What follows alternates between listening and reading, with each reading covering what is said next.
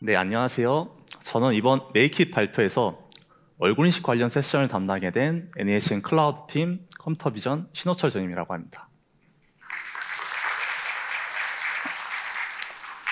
네, 우선 이번 세션에서 전반부의 기술적인 부분에 대해서 먼저 설명을 드릴 예정이고, 이후에 저희 얼굴 인식 기술을 NHN 클라우드 API에 어떻게 적용을 하였고, 또 이 API를 실제 서비스를 사용할 때 어떤 도움이 되었는지 설명을 드리도록 하겠습니다. 네, 우선 시작하기에 앞서서 얼굴 인식이란 무엇인가에 대해서 먼저 설명을 드리겠습니다.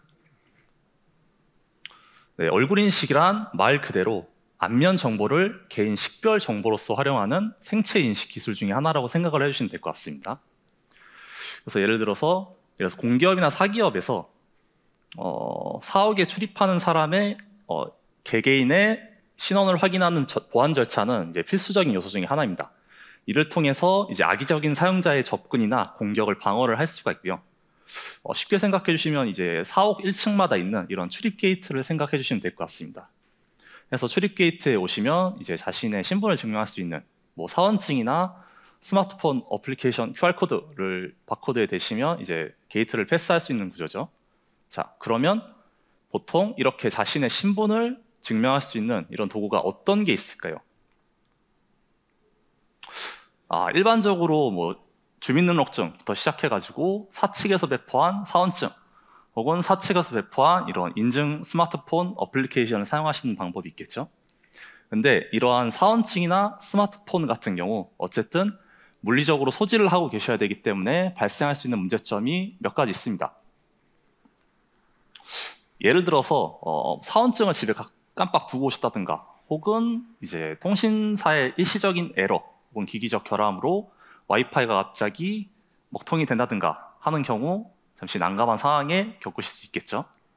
그래서 저희가 제안드리고 싶은 거는 이러한 물리적인 인증 도구 없이 어디서나 출입 게이트를 통과하실 수 있는 시스템에 대해서 제안을 드리고자 합니다.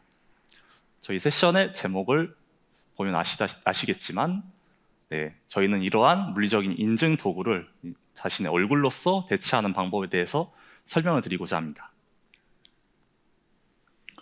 예를 들어서 좀 설명드리겠습니다. 예를 들어서 편의점에서 물건을 구매하신다고 가정을 하면 편의점에 물건을 모두 담으셔서 바코드 일일이 태깅을 하고 만일 직원이 있다면 현금이나 카드를 직원에게 주시고 무인 판매점의 경우 주머니에서 스마트폰을 꺼내셔서 관련 앱을 실행시키셔서 또 인증 시스템에 들어가셔서 비밀번호까지 치시고 그 다음에 바코드에 태깅을 하셔야 결제가 완료가 됩니다.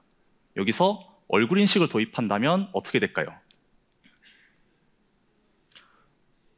네, 얼굴 인식을 도입하게 되신다면 별도의 스마트폰 같은 장비 없이 그리고 타인과의 접촉 없이 훨씬 간소화된 절차로 물건 구매가 가능해집니다. 특히 코로나19 이후에 언택트 기술이 굉장히 강조가 되면서 많은 관심과 연구가 이루어지고 있는데요. 예를 들어서 사람과 사람의 접촉을 최대한 피하도록 무인 판매점 혹은 병원의 내연객 관리 혹은 최근에는 무인 배달 로봇에도 사용이 되고 있습니다. 이 무인 배달 로봇에는 예를 들어서 이제 어플리케이션으로 물건을 구매하시면 이 무인 배달 로봇이 그 원하시는 지점까지 자동으로 배달을 해주는 시스템인데 이때 수령자의 얼굴을 보고 배달한 사람이 맞다 하고 물건을 전달해주는 시스템입니다. 자, 이렇듯 굉장히 많은 곳에서 얼굴 인식이 활용이 되고 있는데요. 그러면 이러한 얼굴 인식이 내부적으로는 어떻게 동작하는지에서 간략히 살펴보겠습니다. 네, 우선 저희가 해야 될 건 당연히 얼굴 인식이니까 얼굴이 포함된 사진이 인풋 이미지로 들어가야겠죠.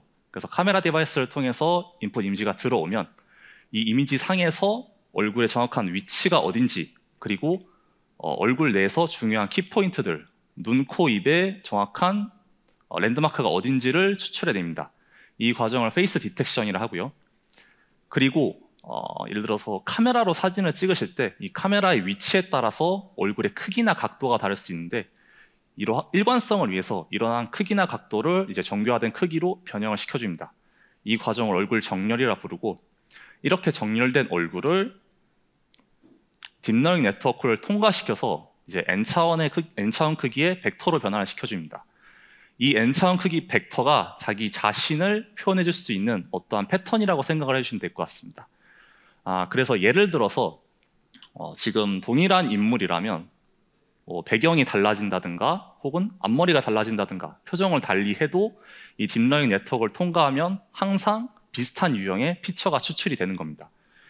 그래서 정리를 하자면 나중에 데이터베이스에 저장을 하게 되면 예를 들어서 홍길동은 피처 A 패턴이야, 그리고 김철수는 피처 B 패턴이야, 이런 식으로 저장이 되는 겁니다. 그리고 실제 인식을 할 때 인풋으로 다른 얼굴의 이미지가 들어오게 되면 동일하게 피처를 추출하고요. 추출된 피처를 데이터베이스에 저장되어 있는 이 패턴과 일일이 비교를 합니다.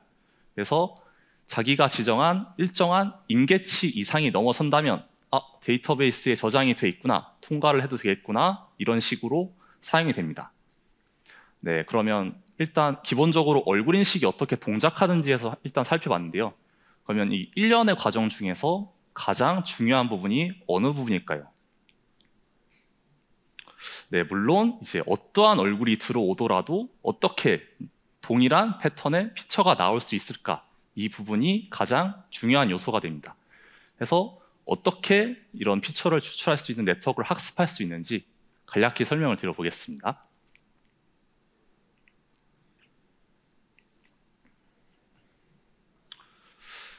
네, 일반적으로 이제 페이스 레코그니션은 기본적인 딥러닝의 클래시피케이션 문제와 동일한 문제를 겪습니다. 동일한 과정으로 학습이 진행됩니다. 그래서 인풋 이미지가 들어오면 모델 웨이트를 통해서 예측값을 출력이 됩니다. 그래서 이 예측값과 실제 정답값 GT와 결과를 비교해서 이 차이를 통해서 로스 펑션을 계산하고 이 로스 펑션의 결과에 따라서 모델의 웨이트가 업데이트됩니다. 그래서 간략히 말씀드리자면 예측한 값과 실제 정답값과의 거리가 크다면 모델 웨이트를 크게 업데이트 시켜주고 이 정답값과 차이가 적다면 모델 웨이트를 적게 업데이트 시켜주는 방식으로 모델을 점점 개선시켜 나갑니다. 이 과정을 반복해 나가면서 모델을 개선해 나가고요. 이게 일반적인 클래시피케이션 문제입니다. 근데 얼굴 인식은 이제 기존의 클래시피케이션 문제와 다르게 오픈셋 프로블럼이라는 문제를 가지게 됩니다. 해서 이를 고려한 특수한 로스 펑션을 적용해 줘야 됩니다. 자, 그러면 이 오픈셋 프로블럼이 대체 뭐길래 특수한 로스 펑션을 적용해 줘야 되는 걸까요? 네, 오픈셋 프로블럼이란 간단히 말씀드리면 학습에 사용되지 않은 클래스를 테스트 때 사용하는 경우를 말합니다. 그래서 예를 들어 설명드리자면 실제 학습을 할 때 홍길동과 김철수를 구분하는 네트워크를 학습시켰다고 가정을 해보겠습니다. 그럼 당연히 학습 데이터도 이 홍길동과 김철수 데이터만으로 구성이 되어 있겠죠. 근데 실제로 사용을 해보려고 하니까 학습에 사용되지 않은 데이터가 갑자기 튀어나온 겁니다. 그럼 당연히 이 홍길동, 김철수로만 피팅된 네트워크가 제대로 작동을 하지 않겠죠. 자, 이렇듯 학습 때 사용되지 않은 데이터가 실제 테스트 때 사용이 되는 경우를 오픈셋 프로블럼이라고 하고, 그래서 기존의 클래시피케이션과 다르게 클래스 자체를 분류하는 게 아니라 비슷한 클래스 간의 피처 밀집도를 항상 유사도를 높이도록 하는 방향의 학습 방법이 필요합니다. 그래서 이런 방법이 크게 대표적으로 두 가지가 있는데, 그게 트리플렛 로스와 앵귤러 마진 로스가 있습니다. 그래서 이 각각의 알고리즘을 설명드리자면 트리플렛 로스 수식인데요. 이제 수식이 굉장히 복잡해 보이는데 일단 이 자리에서 수식에 대해서 설명을 드리지는 않을 거고 제가 그림으로 좀 표현을 해봤습니다. 왼쪽 상단을 봐주시면 이제 포지티브 앵커, 네거티브 오른쪽 상단을 봐주시면 포지티브 앵커, 네거티브에 대한 이미지가 있습니다. 앵커가 이제 학습에 사용되는 데이터고 이제 포지티브는 앵커와 동일한 인물인데 다른 환경에서 찍은 사진, 같은 클래스의 사진이고 네거티브는 완전히 별도의 타인입니다. 그래서 다른 클래스의 사진이 되겠습니다. 그래서 이렇게 두 가지 이미지를 구해놓고 실제로 학습을 할 때 이 추출된 피처가 포지티브랑은 무조건 가깝게, 네거티브랑은 무조건 멀도록 학습을 시켜줍니다. 굉장히 간단하죠. 그래서 2017년까지 주로 많이 사용되었고 실제로도 효과가 나쁘지 않았습니다. 근데 이게 해를 거듭하면서 좀 개선점이 필요한 부분이 발견되었는데, 일단 첫 번째로 커머셜한 부분을 좀 건너뛰고 좀 학술적인 데이터셋으로 설명을 드리자면 이전에 VGG 페이스 같은 300만 장 정도의 데이터셋이 주를 이뤘다면 근래에 들어서 이제 글랜트 360K 혹은 웹페이스 260M처럼 데이터셋이 뭐 1800만 장, 2억 6천만 장까지 데이터셋 크기가 굉장히 증가를 했습니다. 이러다 보니까 이렇게 굉장히 증가한 데이터셋 내에서 이런 페어를 구하는데 오버헤드가 굉장히 많이 먹는 문제가 생겼고요. 두 번째로는 이제 어떤 포지티브를 구하고 어떤 네거티브를 구해야 이제 최적의 샘플을 구한 걸까? 이 부분 역시 좀 명확하지 않은 문제가 있었습니다. 그래서 이러한 복합적인 문제로 17년형이 잘 사용되지 않았고 이러한 트리플렛 로스를 대체할 새로운 방법이 나왔습니다. 이게 바로 앵귤러 마진 로스 방식이고요. 기존의 트리플렛 로스와 다르게 소프트맥스 수식 자체를 변형시켜서 사용이 됩니다. 그래서 앞서 말씀드린 이렇게 추가적인 페어를 구하는 오버헤드가 필요 없게 되었죠. 그리고 이 소프트맥스를 어떻게 바꾸냐? 소프트맥스에 마진이라는 개념을 추가합니다. 그래서 이 마진의 위치를 어디 넣냐에 따라서 스피어 페이스, 아크 페이스, 코스 페이스 등 뭐 다양한 이론이 있는데 어쨌든 하는 역할은 모두 동일하다 생각해 주시면 될 것 같습니다. 자, 그러면 이 마진이 도대체 무슨 역할을 하는지 또 그림으로 표현해서 설명드리겠습니다. 네, 오른쪽 상단을 또 봐주시면 이제 각각의 클래스 디시전 바운더리에 의해서 클래스 구역이 나눠져 있고 중간에 마진에 대한 영역이 있습니다. 그래서 이 마진에 의해서 클래스의 분포의 거리가 넓어집니다. 그래서 클래스 간의 분별력이 높아지는 효과를 갖게 되겠죠. 두 번째로 이제 클래스 범위가 이제 마진만큼의 공간을 뺏겼기 때문에 이제 좁은 공간 내에 피처가 모두 분포가 돼야 되겠죠. 그러다 보니까 동일 클래스 간의 피처 밀집도는 훨씬 증가를 하는 장점을 갖게 됩니다. 그래서 이러한 장점들로 이제 기존의 트리플렛 로스보다 훨씬 더 좋은 효과를 나타내었고, 실제로 오른쪽 하단에 이제 이 가장 유명한 이제 아크페이스를 개발한 팀에서 비주얼라이제이션해서 분석한 이제 그림인데 기존의 소프트맥스보다 아크페이스를 사용했을 때 훨씬 더 클래스 밀집도가 증가한 걸 확인할 수 있습니다. 자, 이제 학습 방법에 대해서 간단히 설명을 드렸고요. 그러면 도대체 이렇게 잘 학습된 네트워크를 평가를 한번 해봐야겠죠. 얼굴 인식에서 크게 평가를 하는 방법은 두 가지가 있습니다. 첫 번째는 베리피케이션, 두 번째는 아이덴티피케이션 방법이 있습니다. 베리피케이션은 이제 1대1 비교라고 생각을 해주시면 될 것 같습니다. 그래서 두 장의 이미지를 두고 두 장의 이미지가 유사도가 얼마만큼 높냐, 낮냐를 판단하고 유사도가 일정치만큼 높으면 맞다, 틀리다 이런 식으로 정답을 매기게 됩니다. 두 번째로 아이덴티피케이션 같은 경우에는 좀 더 어려운 문제인데 1대 N 비교입니다. 그래서 한 장의 이미지와 오른쪽에 지금 5장이 있는데 5장에 있는 모든 이미지와 유사도를 비교를 해봅니다. 그래서 이 중에서 유사도가 가장 높은 탑 1이 동일 인물이냐 아니냐로 이제 정답을 판단하게 됩니다. 자, 매트릭에 대해서 간단히 설명드렸고요. 그러면 이런 매트릭을 어떤 데이터셋에 적용을 해서 평가를 진행해 봐야 될까요?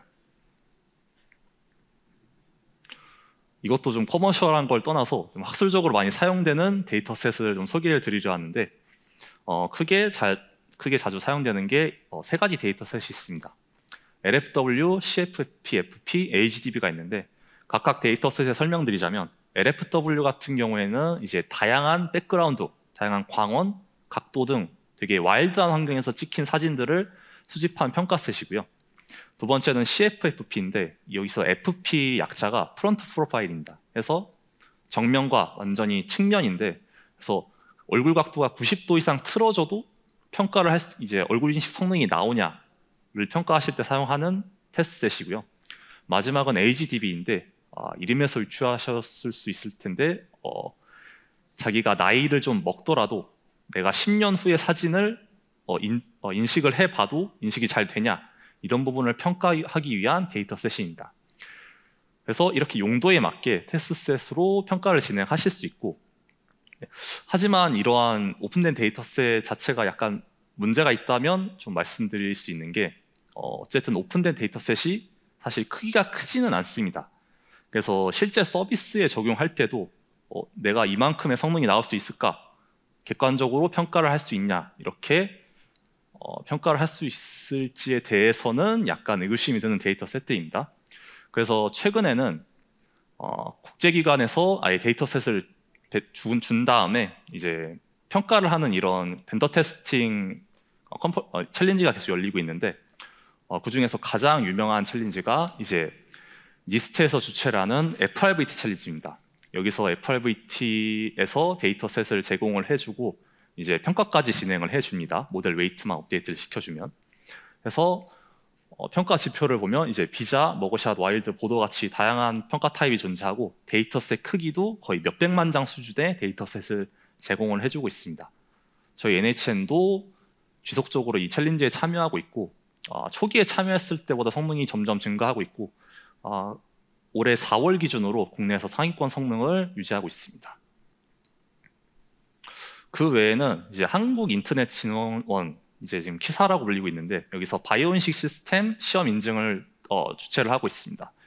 여기서도 데이터셋을 제공해 주는데 다양한 광원, 각도에 대한 데이터셋을 제공하고 있고 여기서 통과를 하면 어느 정도 생체 인증을 쓸 수 있다라는 인증서를 발급받게 되고요. 저희도 이제 작년 7월에 이미 이 인증서를 높은 수준의 성적으로 통과를 해서 받은 바 있습니다. 네, 테스트셋에서 몇 가지 설명을 드렸고요. 네, 그러면 이제 얼굴 인식을 어떻게 학습하냐에 대해서 설명드렸는데 그러면 이렇게 얼굴 인식 모듈이 완성됐으면 모든 게 끝나냐? 물론 그렇지 않습니다. 실제 서비스를 적용하다 보면 다양한 문제점들이 산재하는데 예를 들어서 모델이 너무 느려요. 혹은 스푸핑에 대한 공격이 있어요. 혹은 마스크를 썼는데도 인식을 하고 싶어요 등등 다양한 요구사항이 있을 수 있습니다. 그래서 저희가 실제 서비스를 개발하면서 이런 문제들을 어떻게 해결하는지에 대해서 설명을 드려보겠습니다. 네, 우선 저희가 노베이스로 이제 백그라운드가 없는 상태로 얼굴인 시스템을 한번 개발을 해보았습니다. 자, 그러면 디바이스에 어떤 기능들이 필요할까요? 앞서 설명드렸던 이제 일련의 과정들이 있는데 이미지를 받아서 얼굴 검출하고 얼굴을 정렬하고 피처를 뽑고 피처를 뽑은 걸 전송을 해서 결과를 받는다. 이런 일련의 과정이 모두 디바이스에 포함이 되어야겠죠. 여기서 별도로 데이터베이스는 이제 수시로 업데이트 될 수 있으니까 별도의 서버로 빼서 관리를 했습니다. 자, 근데 이러한 일련의 과정 중에서 문제가 한 가지 있는데 이러한 얼굴 검출이나 피처 추출 같은 경우에 딥러닝 모듈을 사용하기 때문에 제한된 CPU 환경에서 돌리기 쉽지 않은 문제가 있습니다. 그래서 이러한 부분을 해결하기 위해서 경량화 작업을 좀 거쳐야 되는데요.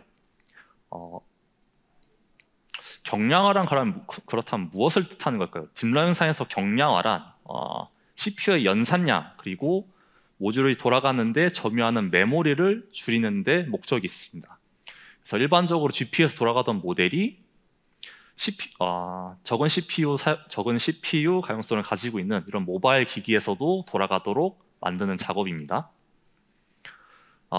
이 경량화 작업은 이제 여러 방법이 있는데 대표적으로 아예 딥러닝 딴에서 경량을 하는 방법이 있습니다. 그래서 이게 가장 유명한 경량화 방법인데 이제 뎁스와이즈 컨볼루션을 사용하는 방법이 있습니다.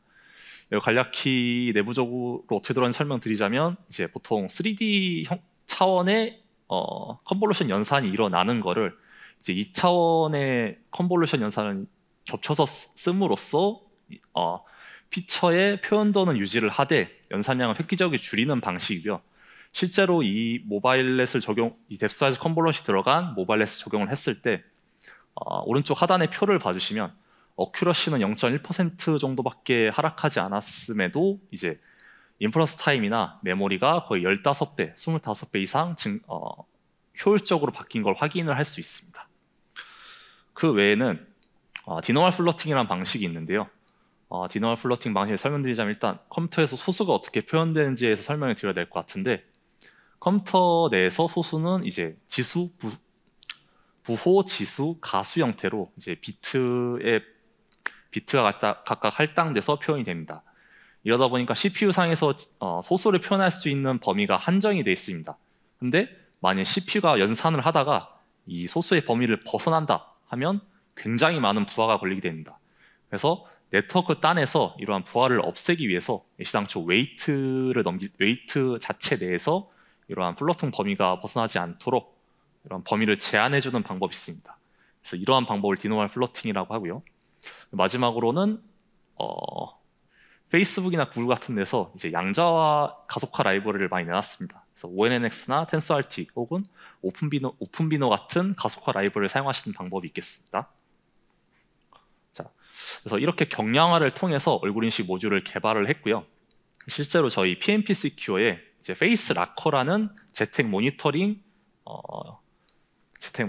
서비스에 활용이 되고 있습니다. 이 서비스에 대해서 간략하게 설명드리자면 보안이 굉장히 중요한 업무가 있을 텐데 이러한 업무를 재택으로 할 때 외부에서 인증되지 않은 사람이 이 화면을 볼 수 있으니까 만일 카메라로 감시를 하고 있다가 외부에서 인증받지 않은 사람이 보이면 이제 화면을 락해주는 그러한 기능을 나타냅니다. 그리고 두 번째는 저희 NHN 사내에서 시험 감독으로도 사용되고 있는데 이것도 비슷하게 시험을 치르지 않은 타인이 만일 주변에 나타났다 하면 화면을 꺼버리는 이런 식으로 사용이 되고 있습니다. 자, 일단 저희가 서비스까지 적용을 해봤습니다. 그럼 이제 점점 개선점을 한번 찾아봐야겠죠. 앞서 말씀드려서 경량화를 통한 모델이 물론 나쁘다는 건 아닙니다. 상황에 따라서 사용할 수 있는 곳이 있겠지만 이게 범용적으로 다양한 얼굴 인식 모듈에서 사용하기에는 약간 단점이 몇 가지 있는데요. 첫 번째로 경량화로 인해서 어느 정도 성능 저하가 일어난다는 점. 두 번째는 저희 연구팀이 계속해서 모델을 개선시켜 나가고 있는데 이러한 모델이 상시적으로 업데이트되기 힘들다는 점.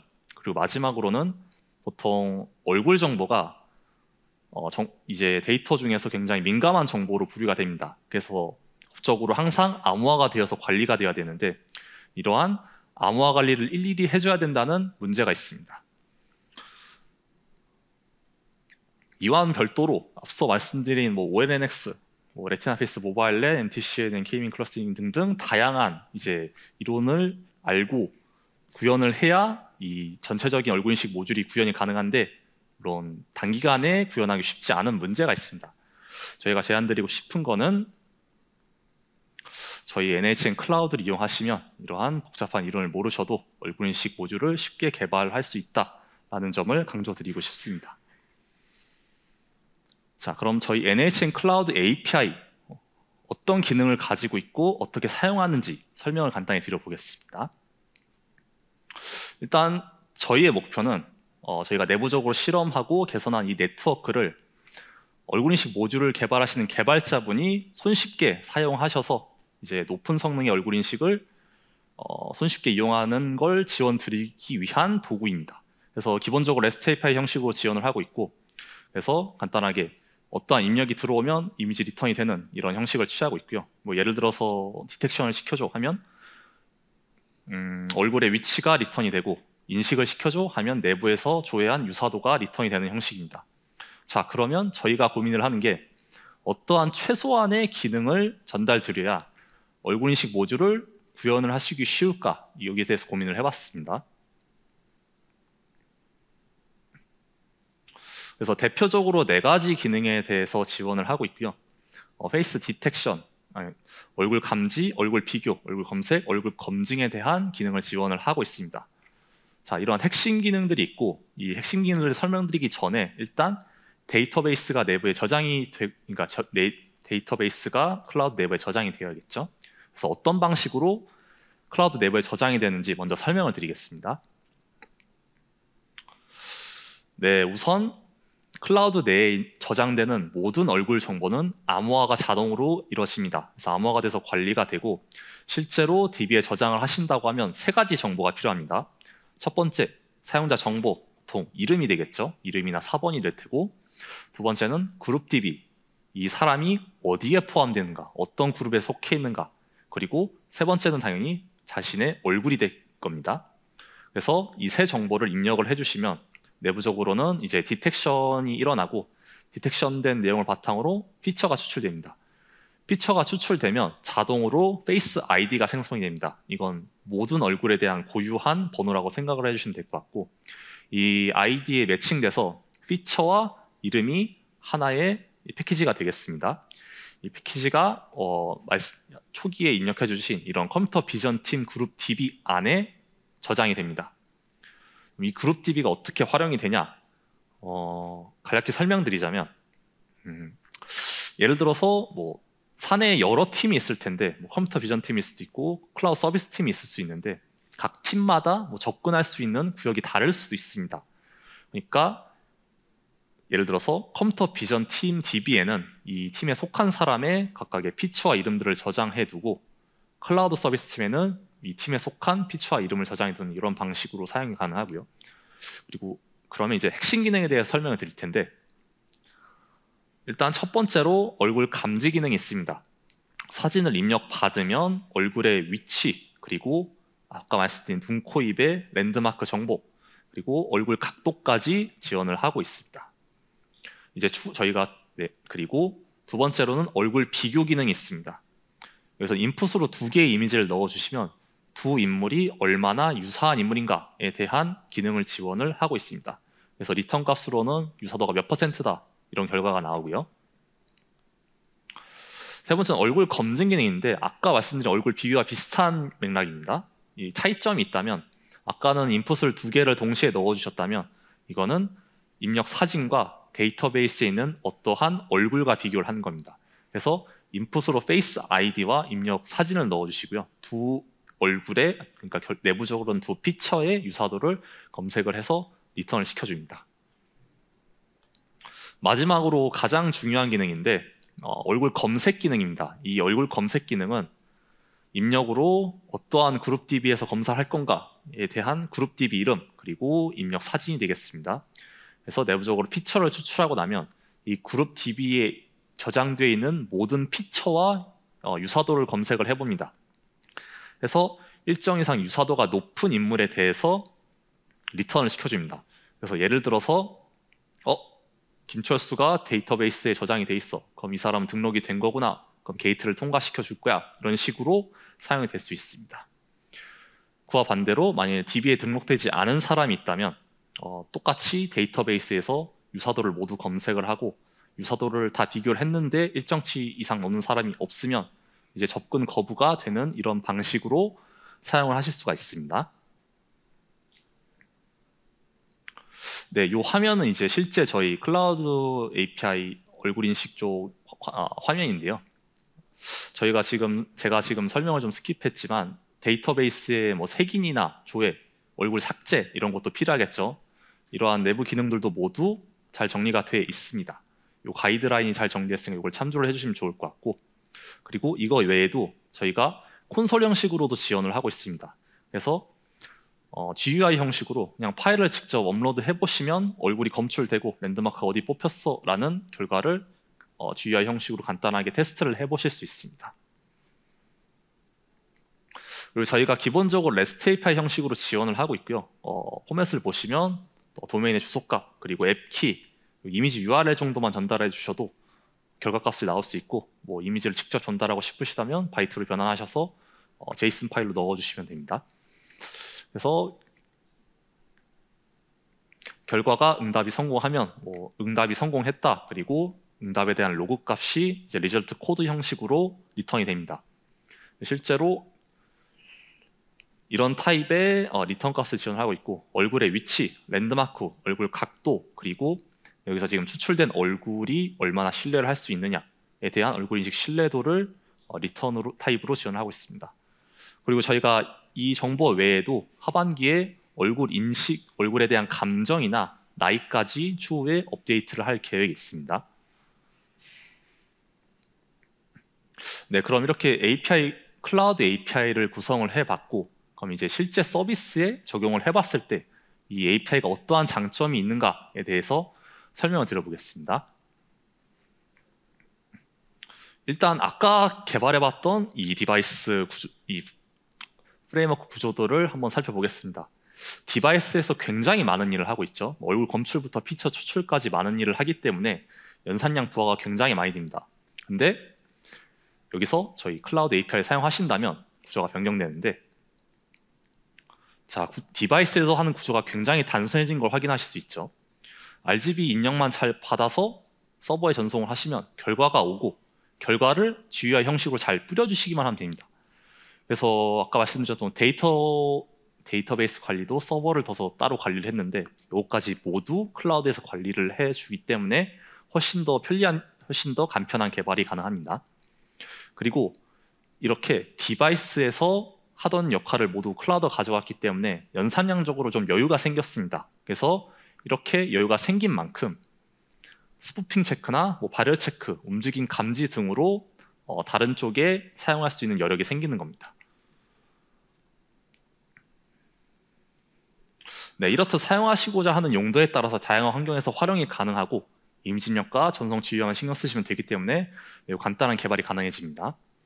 실제로 저희가 다양한 곳에서 서비스에 적용이 되고 있고요. 예시를 하나씩 말씀드리자면 이제 고벤트에서 출입 시스템 모듈을 개발하고 서비스를 진행하고 있는데 예를 들어서 이번에 코엑스 4월 코엑스에서 열린 AI 엑스포에서도 이 출입증 기기가 사용되어서 저희 얼굴 인증이 적용이 되었었고요. 두 번째는 도시공유 플랫폼에서 무인 판매점의 얼굴 인증으로 사용되고 있습니다. 여기서는 예를 들어서 이제 미성년자들이 자꾸 주류를 사는데 부모님 신분증을 사용할 수 있으니까 얼굴 인증을 통해서 추가적인 인증을 해서 이제 미성년자가 주류에 접근하지 못하도록 활용이 되고 있고요. 세 번째는 이제 티켓 링크, 지금은 NHN 링크로 사용이 바뀌었는데 여기서 티켓을 발권하시는 용도로 사용되고 있습니다. 예를 들어서 웹에서 공연장 티켓을 예매하시면 이제 실제 공연장에 가시면 그냥 얼굴만 인식을 하시면 입장을 하실 수 있는 이런 시스템을 이제 순차적으로 서비스를 진행하고 있습니다.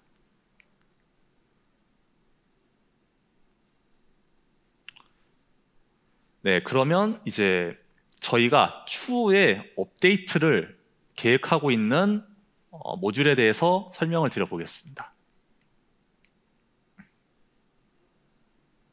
네, 첫 번째로 마스크 얼굴 인식이 있습니다. 저희가 이 마스크 얼굴 인식은 AI 체험 전에도 설치를 해놨는데 혹시 안 해보셨다면 지나가시다가 해보시면 되게 감사하겠습니다. 네, 코로나19 이후에 이제 마스크 착용을 필수로 하는 구역이 되게 많아졌습니다. 해서 자연스럽게 이러한 마스크 착용하는 구역이 많아짐에 따라서 마스크를 써도 얼굴을 인식할 수 있냐 그리고 하고 싶어요 하는 요구가 많아지기 시작했습니다.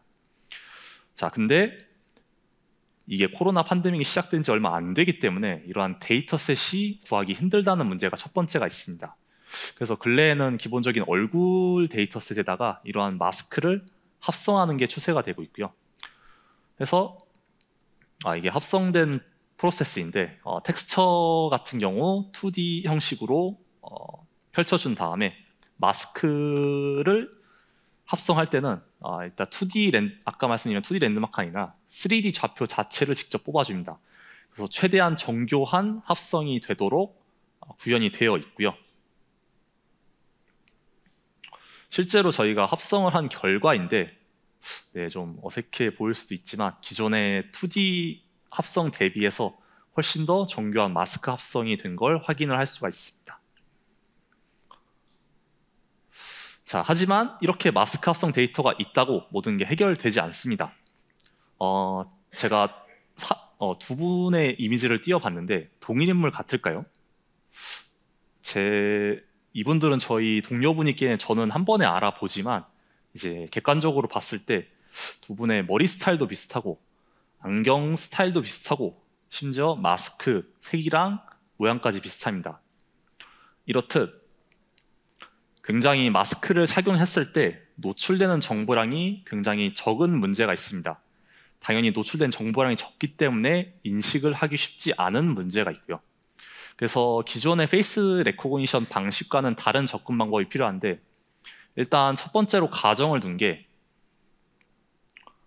마스크로 인해서 가려진 이러한 감춰진 정보를 주변의 정보만을 가지고 어느 정도 추측이 가능할까에 대한 첫 번째 가정이 있습니다.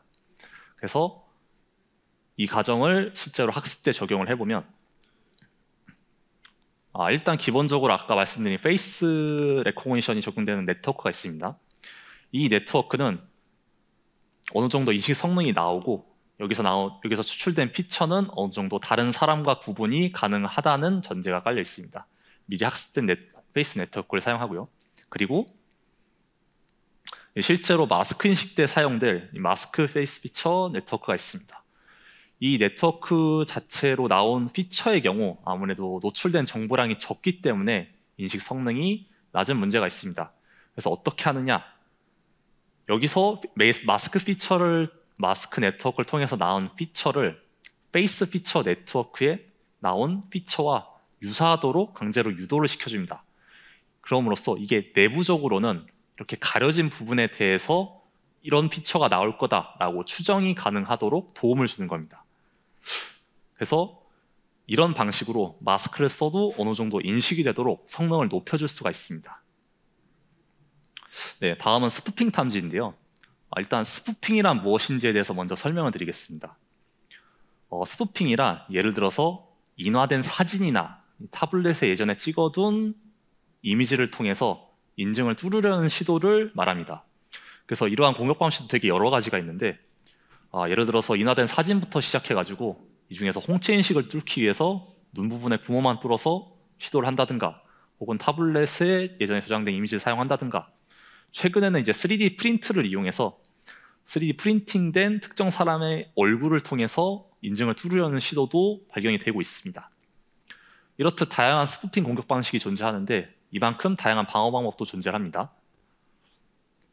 크게 4가지 방어 비법이 있는데 첫 번째는 라이브니스 방법이 있습니다. 이 라이브니스는 예를 들어서 사람의 인터랙션을 통해서 방어를 하는 방법인데 앞에서 사람이 눈 깜빡이를 몇 번 하냐, 입모양을 몇 번 움직였냐 이런 식으로 감지하는 방식이고 두 번째는 혈류 측정을 통한 방법이 있습니다.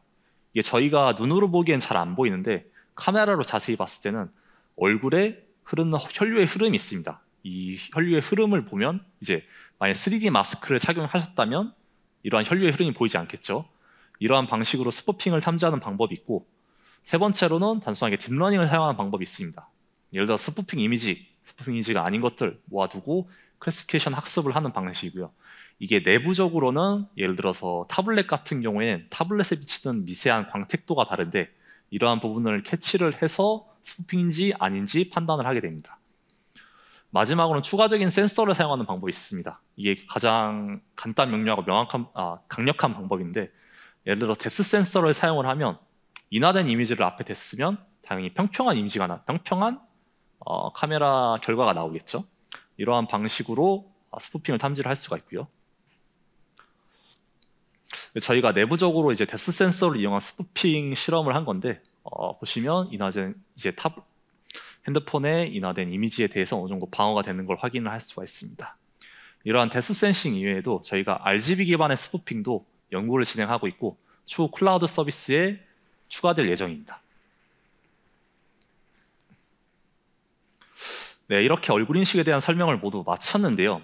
정리를 하자면 저희의 목표는 얼굴 인식 모듈을 개발하실 때 조금 더 편리하게 개발을 하실 수 있도록 도움을 드리는 도구라고 생각을 해주시면 될 것 같습니다.